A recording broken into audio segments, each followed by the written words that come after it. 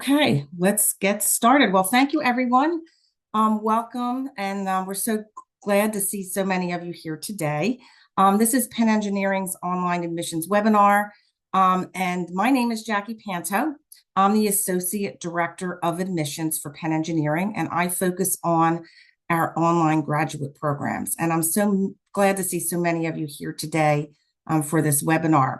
This is actually webinar number 3 in our webinar series. We have a focus on faculty webinar series. Today is actually the third time that we are bringing you one of our faculty members. And today we have a very special guest with us. We have Dr. Tom Farmer. And Dr. Farmer not only teaches in our programs, but he happens to be the program director for our MCIT program. That's our Master's in Computer and Information Technology program. So he's here today to talk a little bit about himself and the course that he teaches, but he's also going to talk a lot about the program and give you all the ins and outs about the program, who we're looking for, the types of individuals that want to join our program, what qualifications do you need, what the courses are like, what the program's like, how it's structured, and a little bit of what it's about, what it's all about to be a student here at Penn Engineering. So lots of great information. Once Professor Farmer is done with that, he's going to turn the presentation back over to me, and I'm going to talk about the application elements. We'll talk a little bit about getting your application prepared for admissions. We'll talk about tuition. There is a scholarship opportunity. And we're also going to talk about something that's known as the dual degree program. So those of you that are maybe ultimately interested in artificial intelligence or data science, this is a pathway to get there. So you literally can get from no computer science background whatsoever. You can get your computer science background and even go on to take deep dives into other areas as well, which we'll talk about.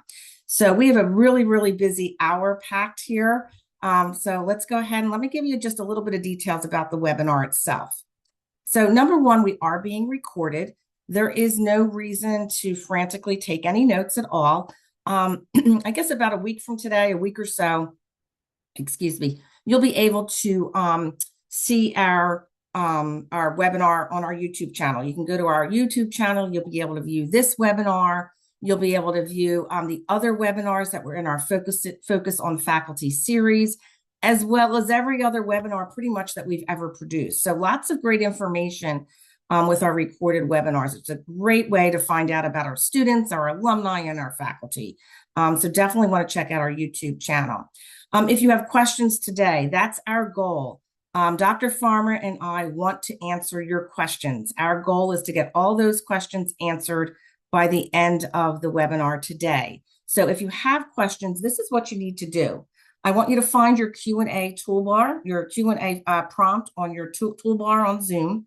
That's where you're going to type out your question.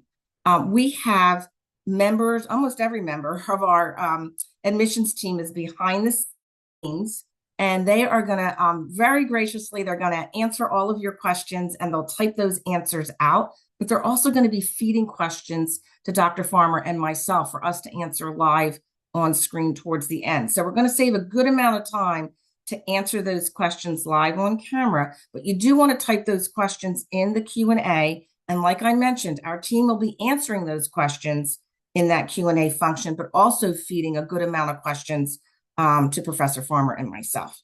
Okay. I also have a lot of the questions that you submitted when you registered.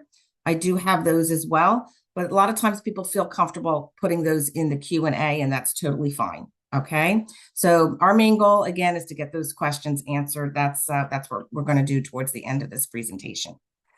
So before I turn it over to Professor Farmer, I just want to talk a little bit about why Penn Engineering Online. What is it about a Penn degree that makes us stand apart from the other programs that are out there? So first of all, like I mentioned, we are focusing on our online Master of Computer and Information Technology program. Like I also mentioned, we also right now have 2 other online programs. We have our online Master's of Science in Engineering and Artificial Intelligence program, and we also have our online Master's of Science in Engineering and Data Science program. And I'm going to talk a little bit about the end on how you can kind of get to those programs as well.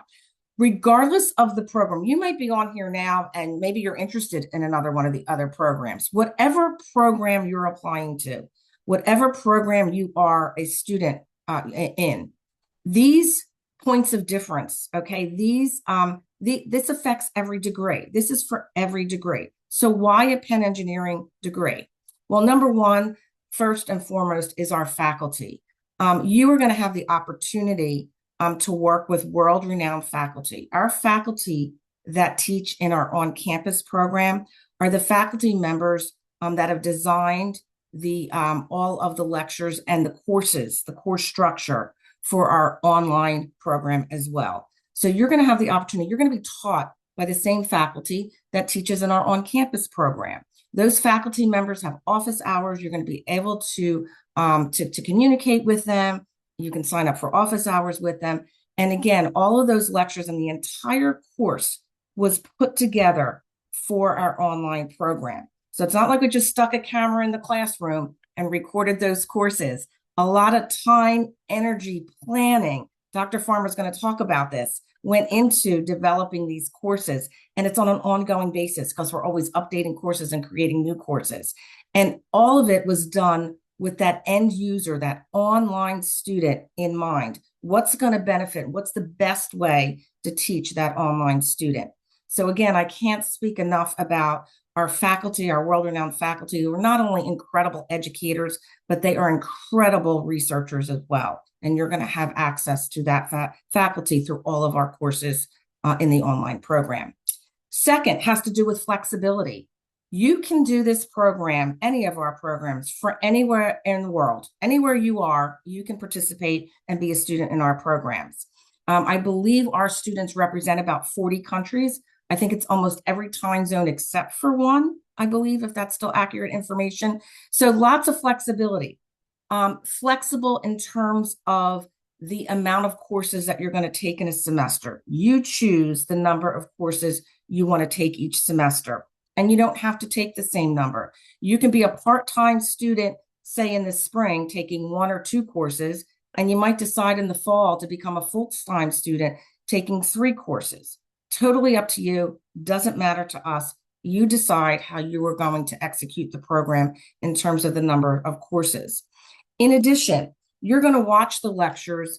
You're going to plan out your time frame within the course. So you'll decide when to watch those lectures, when to do your homework assignments or projects. However, there is structure. And again, Professor Farmer is going to talk about this. There is structure in terms of this. There's a syllabus, and courses are usually guided by modules. So one module will be released at a time for you to work on all of the coursework within that module, watch the lectures that are in that module. And then once everything is submitted by a certain due date, the next module will open up and you'll work within that module. So again, although there's lots of flexibility and you decide on when you're going to work on your homework projects or your sign up for your quizzes or any type of homework that's involved in watching those lectures, there's still structure within the program, and that's all laid out by your professor within the syllabus. So lots of flexibility, but again, just pointing out that we do have structure as well to get you through in a good amount of time through that course. With that said, okay, nothing is synchronous. Everything is asynchronous, okay? You don't have to log in, say, 7 o'clock on a Tuesday night to listen to a lecture or to work on anything. Nothing is synchronous at all. Everything is asynchronized, okay? So again, lots of flexibility. You can do this program from anywhere in the world. And the last point of difference and the last great thing about this program that really sets us apart from other programs out there is our amazing community. And I'm going to talk about this a little bit later in the presentation, but we have an incredibly collaborative and interactive community. And it's not just our students. It's our students. It's our TAs. It's our faculty. It's our staff. We all work together with the same common goal. We want our students to have the resources that they need to be as successful as they possibly can be in our program. And that's our goal. And really, I can't say enough about our incredible collaborative community. We know, when we take into consideration that lots of online programs they can be very isolating. And we do not want our program or our students isolated. We want the complete opposite. We want them involved in our collaborative, interactive community. And we really do strive to make sure you have all the resources that you need to be a part of a very interactive and very caring community, I might add. And we'll talk about that again later on in the presentation. So now that you know about the reasons why our degree kind of stand out, what I want to do is I want to turn the presentation over to Dr. Tom Farmer. And Tom, we really greatly appreciate you being here today. Thank you so much. Thank you, Jackie. Thank you, everyone, for having me. I really appreciate that lovely introduction, and I'm so glad you're all here at this webinar today to talk about MCIT Online. Just a quick little bit about myself. I am the instructor for CIT 5930, which is the Introduction to Computing Systems.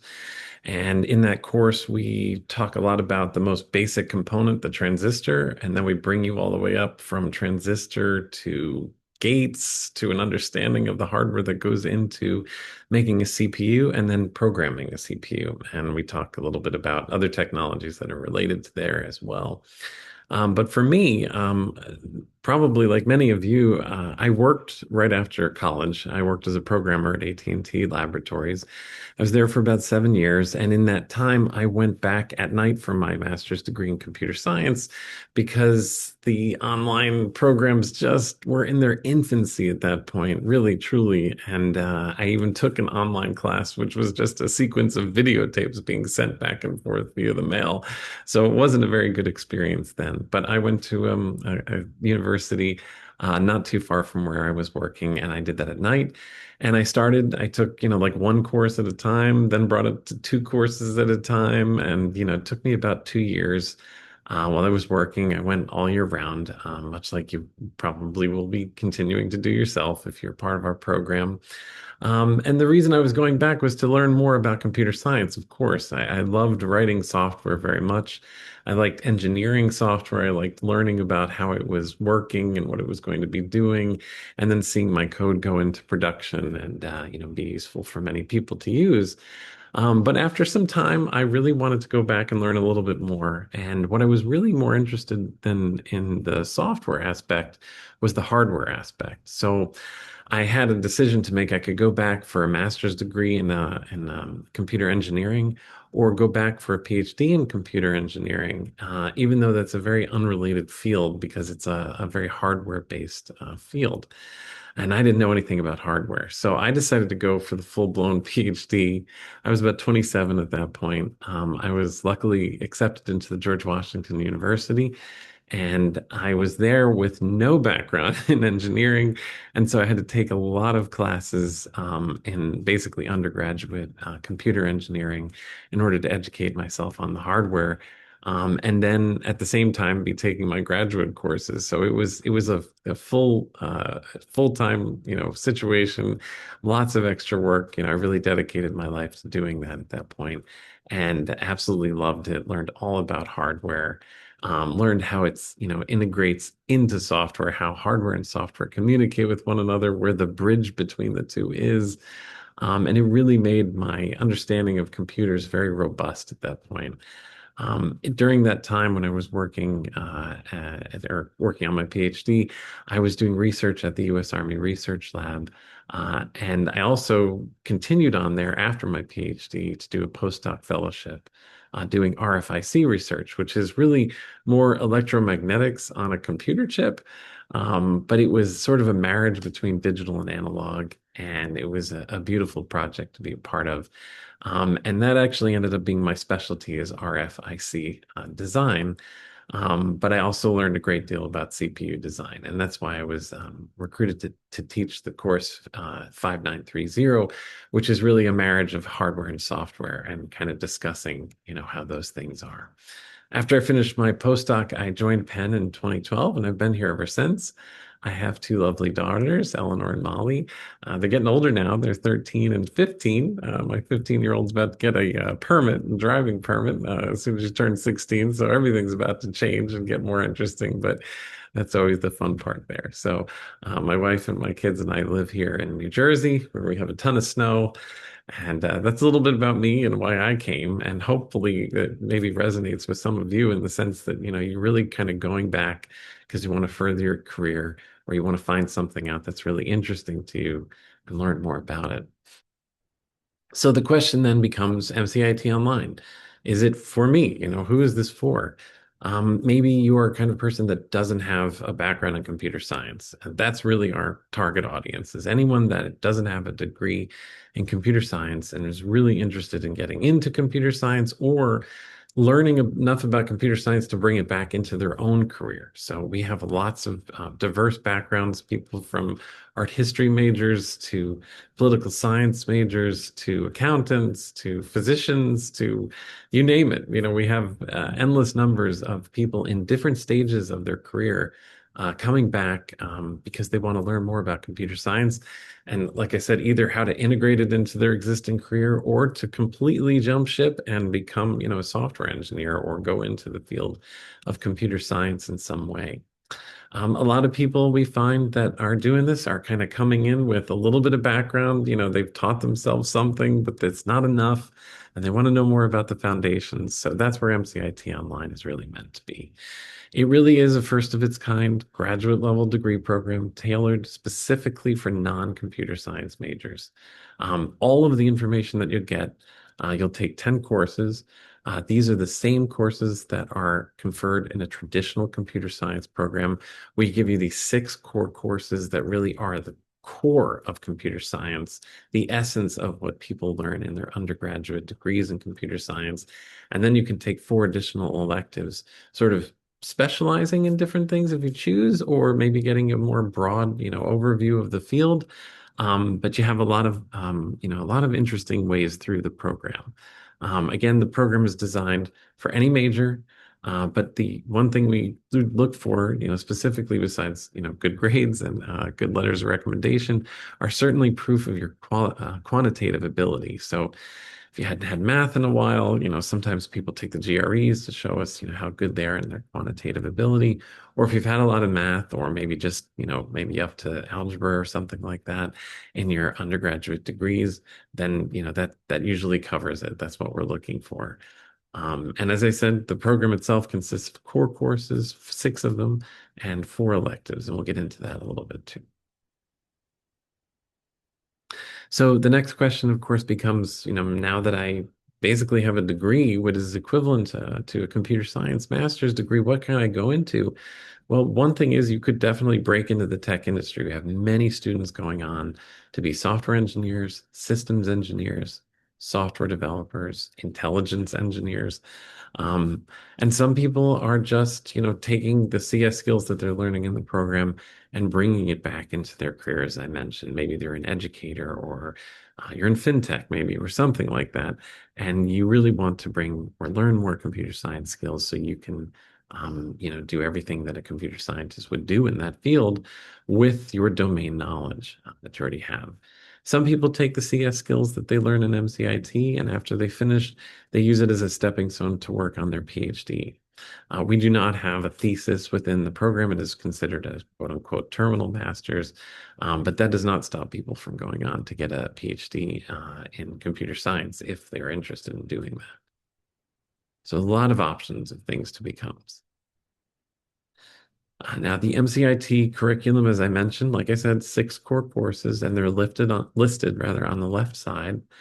We take you first through the introduction to software development, so you get a lot of hands-on knowledge about programming in that course. Then we bring into 592, the mathematical foundations of computer science, which is a lot about discrete math. But that may scare you if you haven't been in math, but it's not meant to. If you have a solid basis in algebra, you will do very well in 592 if you're dedicated to the class. In 593, that's my course. That's why it's highlighted in red. That's my introduction to computer systems. That's really getting into, that meeting between hardware and software and really what makes up a computer system. It really lets you look below the surface of seeing how does a computer actually work. So that's sort of the biggest thing we're trying to convey in 593. In 594, we get you into data structures and software design. So not just, programming, but learning more about how to design software, how to design big large scale projects, and understanding how those things work. 595 is our computer systems programming. So you're moving up a little bit from 593 in that sense. You're working at the operating system level and learning what an operating system is and how it works and how it interfaces with the computer itself and how all of the programs and processes that you end up writing and running are going to be working on the machines that you're working on. 596 is our algorithms and computation class. So that's a really great class because there are many common ways to do things. And we want to convey that to you and how to understand new algorithms that might be coming. Um, and then also being able to develop your own algorithms and learning how to program them into existence. The four elective courses, as I said, there are many electives now to choose from. I can't remember the grand total, but maybe Jackie, if you remember the number of electives we It's a add them all lot. the time. So it's quite a bit, it's like in the 20s now. So it's quite large. And there are electives that really could fill any interest you might have in computer science, honestly. They run the gamut. If you are very interested in AI, and I think everyone should be because it's the most interesting technology of the moment and it's helping us do more than we've ever been able to do, taking the six core courses and then jumping into our AI electives really gives you a great feel for what AI is, how it works, how you can use it effectively in your career, how you can basically, take control of it in a sense, to make it do something useful for you. And then we have all sorts of other ways through the program. We have network security. If you're interested in something like that, that's definitely areas that we love. If you're interested in big data analytics, we have all sorts of courses in big data. We have all sorts of networking courses. We have machine learning courses. We have just so many beautiful courses now that have been added to our program that really make it just exciting. And it makes it so that any interest you might have in computer science, you're definitely going to find a way to satisfy that interest in this program and prepare you for your future career. Now, again, this one is my course, as I mentioned a couple times. I'm advertising, I suppose, for it, but I do love this course. Like I said, it really is the marriage of hardware and software together, and that really was what I went all the way back for my PhD for, was to learn about how those two things, meet and what they are and how to improve them, and why knowing what's under the hood, could help make me a more efficient programmer at the higher level. So it really runs the gamut from all the way down at the bottom, talking about the things that make CPUs work, the hardware itself, and then learning about programming languages. Specifically, we use the C programming language, and machine language and assembly language for this course. So there's a lot to learn in that class, and usually it's a very satisfying class because you come out of it really understanding all the different layers of abstraction in computer science and having a really good feel for how to operate at any layer of abstraction. Now, the course experience, of course, that's one of the biggest questions people have if they've never done an online program before. And I think ours is fairly unique in this way. Um, what does your course look like? Well, it's always over a 15-week semester. Maybe the summer semesters are a little bit shorter, but generally speaking, a 15-week semester. The videos are on demand. All the lectures are on demand. You can watch them when you want to watch them. And they're not just one long video that you'd have to pause and come back to. They're broken up intelligently into little chunks. So they'll be in like 3 to 5 minute clips, which is beautiful because it was really meant for people that are very busy, at work. Maybe they have a little bit of time at lunch. Maybe they're not taking lunch and they're just working all night and they're going to be, maybe taking the train home so they can watch something for a short period of time, on the train or something like that. Really, it's meant to fit into any part of your life where you have just a little bit of free time. In total, yeah, there's several hours of lecture per week, but it's in these small chunks and they're very, targeted and sort of, right to the point. So I think that you'll like the lectures very much. A lot of students love the lectures, have good experiences with them. You do not ever have to come in for a real-time session if you don't want to, or if you just can't make that. But we do have weekly office hours for my course, and for all the courses, all the instructors have instructor office hours, which you can talk directly with the instructor, ask questions, ask for more explanation, maybe help with homework. But if the time when the instructor's meeting, well, certainly they're recorded, which is wonderful, and you can always go back and review them. But also, our teaching assistants, each course has about one TA for every 10 students in the course. So it's a nice ratio. And each one of those TAs always has 2 hours of office hours every week. And we, like Jackie said, are over all the different time zones in the world at this point. And we have TAs sort of all around the world. So there are people that have office hours at all sorts of great times that will essentially effectively work with your schedule. Never have had a problem with someone trying to make office hours. We also have extra help if someone needs it. If you just need some one-on-one time with a TA and the small amount of time you got with them in office hours, maybe 15 minutes wasn't enough. If you need a longer session, we can help arrange things like that in each of our courses. There are ongoing discussion forums, so we use something called Ed Discussion, where each course has its own page and anyone can ask questions and anyone can answer those questions, but also teaching assistants and instructors will also be answering the questions that you have that might be coming up. So if you can't make any office hours, or you're just working really in the middle of the night and you need a question to be answered, you put it in there. There's probably a good chance that a TA is listening and monitoring that and will be happy to answer your question. Most courses have weekly or bi-weekly deadlines, so they all have homework, they have projects. Some are group projects, some are group homework, some are individual homeworks, but they're assigned weekly. So the thought is you would finish all the, course content, the lecture content for the week, and then get into the homework, and then be able to finish that by that, next week that the homework is due. But it really is a beautiful experience online. I think it's been tailored more to online than ever before. As I said, as Jackie mentioned, the people that teach the courses on campus are also teaching the courses online. So each one of us has gone through our courses on campus and then worked with a professional team that helped us, sort of pare down all the things that are in the class to their essence, to what's really important about them. And then, actually helped us film in a professional studio all of our recordings and really get into like the beauty of production of the materials and of the courses.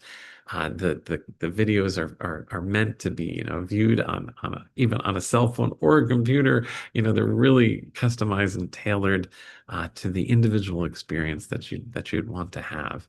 The other thing is each course, and I forgot to mention if I saw it come through in the chat question, each course usually has a midterm or final. Some only have finals, some have more than one test through the semester. But those are done remotely at your own time. Usually like a 1 week window is opened up and you take the exam remotely. You through a system called Honor Lock that we use here. And it makes it so you can take your exam in the comfort of your own house or your workplace or wherever you feel comfortable doing it. And there's no set time. You get to pick the time that you want during the week. So it's a very flexible program that the hope is that it will very much work with your schedule. And I think that's sort of the week by week course experience. If I'm not missing anything there, Jackie, help me out if I am. But if No, I'm that was not, then great. I'm gonna hand it back to you, Jack. Thank you very much for that, and happy to chime in on any of these and answer questions when you're all set for me. So thanks, Jackie. Awesome. Excellent. Yes, that was a great description of how the course is structured. So that's awesome. I'm going to spend a little bit of time now, again, going back, talking about the community, ways to get involved. Again, I mentioned we have an extremely collaborative community. And how do we do that? How do we make sure that you're involved in the community? So one thing that we do is I'm going to go over to the Connect box there. Our backbone of probably communication is our Slack network, our Slack workspace. Everybody communicates on Slack. So every course will have a Slack channel. Lots of students, we develop Slack channels, and students will develop Slack channels for geographic locations. There's lots of students in certain geographic locations. They might have a Slack channel. And then it kind of evolves into certain kind of interests. There might be a cooking Slack channel or a pet Slack channel, things that even go on in your personal life. So just lots of ways to connect with other students through Slack. Dr. Farmer also mentioned ed discussion boards. You're always involved with the discussion boards for your course. It's another way to connect with not just students, but with our TAs. And we also have LinkedIn student groups as well. So when you get to that point and you're looking about connecting from maybe a career standpoint, a good way to get involved would be in the LinkedIn area and our LinkedIn space as well. Our MCIT program has an incredible student-run organization called MOSA, which is basically stands for MCIT Online Student Association.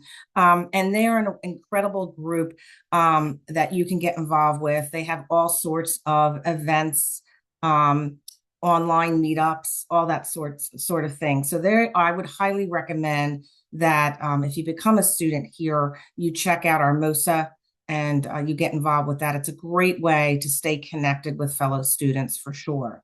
And then in addition to that, there are all types of events.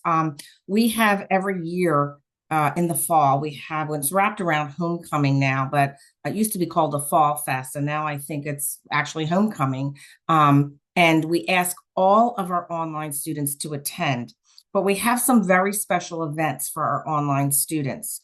And you'll have opportunities to do workshops with some of our professors, workshops with some of our staff. You'll meet fellow online students, and you'll get to have a lot of fun. There's lots of different socializing events that you can get involved with too. So we highly recommend that you try to attend at least one of those within your time in MCIT Online or any of our programs, that you come in the fall for our homecoming event. And then, of course, commencement. We want every single student that completes this program to come to our commencement. We have a great commencement service. We have a great kind of like a little reception afterwards where we invite all of our online students. And it's just really great to see the connections that have been made kind of come to life in the room.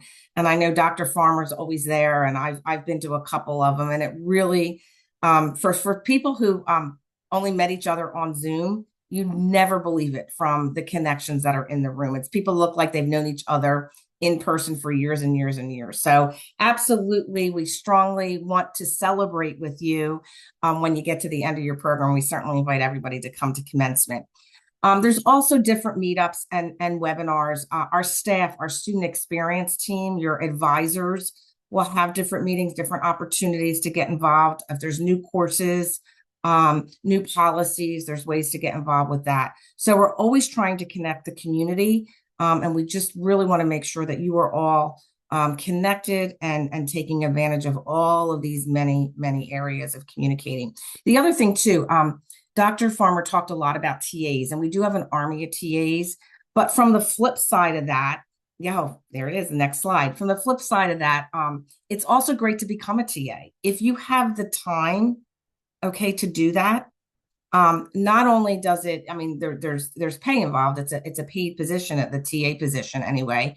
But not only does it, not only are you helping others, you're also helping yourself by being involved with other students. So that's also, there's a flip side of that. So the TA is helping you, but if you have an opportunity to become a TA, that's a great opportunity for involvement and getting involved with the community.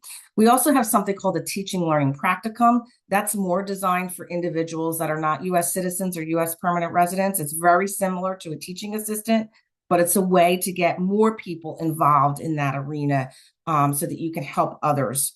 And that would be through our teaching and learning practicum. We also have academic coaches, which are a little bit different from teaching assistants. Teaching assistants and teaching and learning practicum kind of focus on more of the academics and the course materials. Academic coaches are kind of support from the standpoint of just getting through the program. Everybody's all in the same boat a lot of times. Sometimes you think like you're the only one struggling in this course. And those academic coaches are there to say, you are not the only one struggling. And these are some of the things that you might want to do to help you to get through it. And that's different and in addition to those teaching assistants. And academic coaches are for more of your beginning type courses in the MCIT program. So those first few courses. Okay, so again, these are just great ways to get involved for student support. Not only do all of these folks help you, but again, something might be sparking you saying, you know what, if I become a student, I'd like to get involved with this and help others. So just great opportunities. And again, there's office hours with all of these, and just again, lots of ways to get involved with all three of these groups. Okay. Okay, want to spend some time on the application, but I do want to allow time for questions. So I'm going to breeze through this a little bit, okay? Right now, our fall 26 application is open. We have two deadlines. We have an early deadline, which is March 2nd, and then we have a regular deadline, which is May 11th. There is no advantage, okay, in terms of admittance into the program between early and regular, okay? A lot of people think, oh, I need to apply early because I'll have a better chance. That is not the case. The only difference, the only benefit of applying early is you get your decision early. And if you are interested in applying to the graduate scholarship, you can only apply to the graduate scholarship in the early round. That's the only difference, okay? On the right-hand side of the screen, you can see all of the application elements that you'll need to submit your application. And what I would recommend is signing up for coffee chats or office hours, or go to our YouTube channel and look for our application insights webinar. We do a lot of those, and you can get those webinars focused all on the application and the application elements. So definitely check out those webinars or come to our coffee chat. We have a coffee chat every week. I actually think we have a coffee chat either later today or no, maybe it's later on in the week. So go to our events page on our website, come to a coffee chat. We'll talk all about and answer all your questions with regard to the application. Next, I want to just briefly talk about tuition and the scholarship. On the next slide, I believe you're going to see our tuition. Yes, there we go. So you can see what it is there. What I want to point out about tuition is you only pay for the courses that you register for. So if you register for one course, you pay for one course. Okay. So a lot of people, we give you 5 years to complete the program. A lot of people choose to take the 5 years and spread those finances out over 5 years so that it's not hitting them all at one time. So if you take a look at it that way, financially, it might be more manageable, to kind of take your time in executing the course as well as paying for the program. So that's up to you. You don't have to take all 5 years, obviously, but there are some people that do it even from a financial standpoint to kind of spread it out. We do have payment plans that you can go ahead and take a look at. And of course, there's the option for, if you're a U.S. citizen or U.S. permanent resident, to apply for federal aid loans through FAFSA. And that's certainly an opportunity as well. In addition, we do have a Penn Engineering Graduate Scholarship that is right on the application. So if you're a U.S. citizen or U.S. permanent resident, you can apply to this scholarship. But again, you must be a U.S. citizen or U.S. permanent resident, and you must apply for the scholarship in the early application round only. Okay, there's a couple questions that you have to answer. And again, it's all embedded in the regular application, but for early round only. Okay. And then lastly, before we open it up to questions, I wanted to talk a little bit about kind of like in terms of educational pathways, where this MCIT degree can take you. I saw a lot of questions come in about maybe specializing or what can I do after the MCIT. Obviously, Dr. Farmer talked about, there's tons of electives. Like you can take electives in AI or you can take electives in data science, of course. But if you're looking for something formal, like a formal degree or a certificate after MCIT, we do have that. So you can either dual degree in any one of those areas, or you might choose a formal certificate in any one of those areas after the MCIT program. So our dual degree program allows our MCIT students in their final semester of MCIT, they can apply for another degree program in their last semester. If they have a 3.6 grade point average or higher, so you do need the grade point average, you could be admitted as a dual degree student, and 4 courses from MCIT will count towards that second degree. So 4 courses are double counting. And I'd like to say that we actually just announced that we have a 4th online degree program. So we just announced that we have a Master's of Science in Engineering in Software Systems and Cybersecurity. So that's our MSE SSC program. Yeah, it was just announced 30 minutes ago.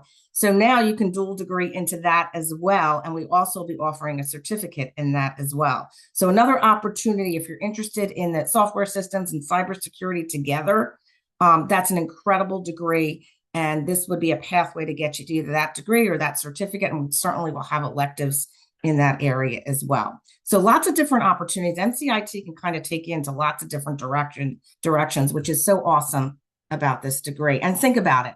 No CS degree needed. That's the beautiful thing. No matter what your background is right now, no matter what your bachelor's degree is, this is what can get you into all of those areas. So it's just really a great degree. All right, I think now, am I right? Are we going to open? We're going to open it up to some questions. So the best part about it here. So I am going to see what we have here, Dr. Farmer, and I know most of them will probably be for you. So, okay, good first question here. It says, how will this program help prepare us for careers that will not be replaced by AI? So maybe how how AI is and MCIT kind of go together. Absolutely. I think that's the number one fear at the moment of people coming into this field. They're saying to themselves, is this whole field just going to go away? And is it going to be replaced by AI? We don't really think that that would happen, mainly because things like this do happen in the history of computer science that have come along. Tools that really have made the work easier, in the sense that it seems like you can eliminate a lot of people by using these new tools. But in reality, what happens is what people want in industry, as we find out, is that they want people that know how to use the tool properly.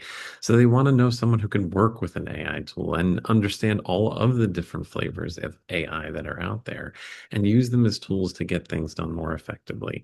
It will definitely reduce, teams of computer scientists or teams of programmers to smaller numbers. But the people that are left in the field, if you will, but the people that have educated themselves as you will be in this, hopefully through this degree program, will have an understanding of how AI works and how to use it as a tool, not just like going to ChatGPT and typing something in or using Copilot, a little bit, but really understanding what is Copilot doing? What is ChatGPT doing? How is it synthesizing this code? How is it that you can, interface with it to actually use the code to do something effective? Essentially, really learning to use it as another tool is the way we like to think of it here. So we give you all of that information. We want to educate you well in AI and how it works, how you can use it as a tool, how you can use it to get more done. But at the same time, know if it's correct. Like is what it's generating right? How do you know that if you don't know how to read code? And so things of that nature. So we put a high, value on AI and its use. We love it. It's the tool we've all been working for the past, 50 years. And it's finally here. And now we can really use it as an effective tool for us and with us to be better programmers. So that's my quickest spiel on AI, not replacing everything that you're going to do, but ultimately opening up new possibilities of things that you can do. Maybe you will be in charge of, a 2 or 3 person team, whereas a long time ago that was 10 people, but now you have the skill to be the leader of that team. Awesome. Excellent. And then this one has to do more with does a person qualify for MCIT? So it says, I didn't do my undergraduate degree in engineering, but I have 5 years of experience working as a software engineer. Is MCIT the right program for me, or should I pursue a more specialized path, like an MSE in either AI or something along those lines? So they didn't do their undergraduate degree in engineering. We don't know what their undergraduate degree is in, but they do have 5 years experience working as a software engineer. Yeah, we have folks like yourself come in all the time where they do not have a formal degree in computer science. Maybe it's something completely unrelated. We've had people with, English degrees come in, but they've been just working in the field. They've kind of self-taught themselves things in computer science. Maybe they've taken a boot camp, kind of got them further along, or some online courses along the way. But you're you're going to be very happy with MCIT. It's going to give you all the proper foundations that you probably wouldn't have had the chance to teach yourself, and then really kind of get you to go farther with the skills that you've already acquired, by really getting you into electives that will really be satisfying to you. So really taking you to the next level of what you've already taught yourself. But really giving you all the theoretical underpinnings that you would have missed along the way that make it so, in your career, teaching yourself new things as they come will be a lot easier than maybe the battle that you had already to try to teach yourself things so much on your own. So Yeah, hopefully for that. sure. Oh, yeah. We usually say that we have three types of MCIT students. We have the MCI student that really has like no computer science experience or very, very little, but for some reason, whatever they did, there's a desire for it. And then you have those students that are maybe working in the field, but they're self-taught, like you mentioned, Tom, and they did the boot camps or whatever to self-taught, but they kind of maybe reach a point where they can't go any further without their formal degree. And they come to us for that formal degree. And then we have those folks that just graduated undergrad and decided, you know what, this isn't the right degree for me. I want computer science. And might be fresh out of undergrad or close to it, and they come to us for that as well. So there are different kinds of students in MCIT, and definitely, like Dr. Farmer mentions, we do have students that were maybe self-taught and come to this program to get that formalized computer science education, for sure. The next question basically says, where are we here? Here we go. Does the technology taught in the courses for the MCIT program relevant to current industry, or will it be geared towards learning fundamental concepts? A little bit of both. As I said, those six, core classes are really a lot about the fundamentals, but at the same time, you're learning the technologies that people use in the real world to do that, right? So you're using modern day compilers. You're maybe using, an LLM that's cutting edge to do something in your course to help you learn the basics. But it's not something that you'll feel, oh, I have to get through all these basic courses before I get to the interesting stuff. That's not it. Really, each of the core courses themselves, while they're teaching you, truly the theoretical underpinnings, they're also, giving you, real life applications that you can use immediately in your work or in, if you're, trying to integrate it into your workplace or, building skills basically that will be very relevant for the current industry. We meet constantly with folks from industry and, we try to find out what they want, graduates to have. And, we're usually on the right track there, but that's something we're always very mindful of is making sure what we're teaching is very current. For sure. And I can definitely tell you that our studio, where our offices are, we have two studios in those particular offices, and they are always, always busy with professors either updating content or new courses. Just so we need to stay on track with the industry and what's happening out there. So that's one of the reasons why usually we have a studio representative with us at these webinars, and because of all the bad weather here on the East Coast, they're backed up and the studios are just humming. So our admissions team is handling the webinar, and so we're doing okay on our own here. So, but yeah, it's very busy studios and trying to get things updated and new courses as well. Another question came in about quantitative ability and math requirements. So obviously, one of the things that we say, any bachelor's degree, but you do have to have highly quantitative ability for this program. Can you talk a little bit about that and, some of the math courses that are good to have for this program? Yeah, I think a lot of, it scares a lot of people that their background is just not enough, right? And that's always an issue. One thing you can do before I get into it is just that you can always come to our MCIT admissions counselors and they can try to help you look through your background and say, oh, you have what you need here, like you would be a strong applicant. But generally speaking, if you've had at least what the bare minimum we're looking for is algebra, good work in algebra, getting something like an A or B in algebra is wonderful. If you've had some higher level math, that's great too. Not necessarily required in any way, shape, or form, but a strong skill in algebra. I remember, when I was going back for my graduate school applying for PhD, I had the same exact worries. Do I have enough background? I know I'm switching fields. I know I don't have what it takes, or at least I didn't think I did, to do it. And I met with some folks in the admissions department, just like you might be doing with us. And they told me, listen, you can go to a community college. If you're really, concerned that you don't have the program, go take a course at community college right as you're applying, or, as you're in the middle of, getting ready after you've been accepted.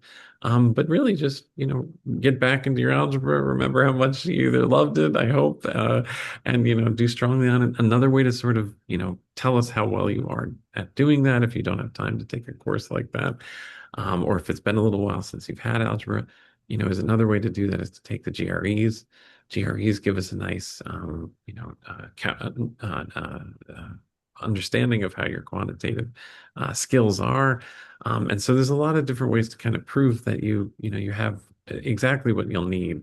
But you should never fear when you do come in that, our math courses are some over the top thing that requires calculus and this, that, and the other. It's not like that. We really are trying to lower that barrier of entry. So we really want what you already have, which is probably most likely algebra or the GREs, and that would be sufficient to get you in and do well in the program. Yep, absolutely, for sure. We always tell our applicants, sometimes if they're coming in with a liberal arts degree and they don't have the math, then a recommendation usually from the admissions team is you can take a math course at a community college, like you mentioned. So take an algebra course. Sometimes we're seeing calculus because sometimes maybe they might have had algebra in high school, so they go on to take calculus in college. That's fine too. Or the GRE. Again, we don't require the GREs. But like Dr. Farmer said, they're a great tool. If you need to prove quantitative ability, a GRE can be a great tool in order to do that. So it's not required. We admit many students that don't have a GRE. We admit many students that maybe just have algebra. We admit many students that maybe have more than algebra. So there's no glass ball. There's no rhyme or reason. Every applicant tells a different story, and we look at the whole picture. Dr. Farmer can tell you because he's part of committee meetings at times. We look at the whole story. So that application is reviewed holistically. We read every application from top to bottom, and no two applicants are really the same. So, it's important to kind of take a look at what you have. If you need to supplement, like Dr. Farmer said, with a math course, an algebra course, or GRE, you certainly can do that and submit all of that with your application. So lots of ways to show proof of quantitative ability for sure. Okay, next question we have, interesting, also about AI. So what is the policy or expectations for how faculty can or should not use generative AI in their grading, creating lectures, etc.? Well, I don't know that we specifically have a policy for faculty about maybe not using generative AI or the way in which we should use generative AI. But AI has not been used to generate any of our lectures or anything of that nature. These are really courses that have been successfully delivered on campus, and then we have adapted them beautifully, I think, to the online platform. But no, specifically, we don't use AI in generating anything like that. So forgive my phone ringing. Oh, no, But no worries. but yeah, but then we also each course does have policies about how you may be able to use AI in the course or how you're not allowed to use it. It just depends on the course itself. Some courses use quite a bit of it, and so we'll try to always guide you, and you'll know that as soon as you come into the course. Yeah, for sure. Absolutely. Then the next question that we have says, do online students have the opportunity to participate in faculty-led research? Is there a limited opportunity? And how do we find out about research opportunities? Yeah, good question. So we definitely have some students that are participating in research with on-campus instructors. Your instructors are on-campus and virtual instructors. They're both. It's not very common, but it does come up. So as a Penn Online student, you are a full-fledged Penn student. You are allowed to reach out to any faculty within the entire school and see if you can, begin some collaborative effort. Many times it starts off with a simple conversation. Maybe it's you're in office hours with your instructor and you're very interested to see, maybe some research that they are doing. And, finding out if you could work on it with them. So it can start off as a simple conversation that leads into sort of an email saying, hey, do you have any spots where I could maybe, work on something remotely that's really part of your research? And the answer is usually yes, depends on which faculty member and how many students they currently have doing research work. But you are, valued as any other Penn student would be with the background that you have and the interests that you have. And it's all really just a matter of, reaching out and connecting with the right faculty to maybe do some research that you are interested in doing. Yeah, for sure. We get that question quite often, and the opportunities are definitely there. You just have to kind of seek them out for sure. And then we're going to do one last question, and then we'll kind of wrap it up and let you know what to do after the webinar is over. But the last question has to do with concentrations, Dr. Farmer. It says, does MCIT have concentrations that indicate an area of specialization, such as like a specialization in AI? Well, so yeah, we have a lot of tracks through the program. I don't know what the right term is for it, and I guess concentration is as good as any. But after the six core courses, as I said, we have electives, so many different electives. You could be, taking a broad category, like just a little bit of everything, or you can become very specific in one area. So you could take four successive courses in AI, and really come out with a strong understanding of AI and really, market that as sort of a strong skill that you have when you're looking for positions in the industry. If you're really interested in network security, we have many courses in network security. So you could become a network security, sort of cybersecurity expert there by doing that. Really giving yourself a lot of information in one area. Four courses is a lot, and it really will give you a deep dive into any particular area that you want to concentrate into.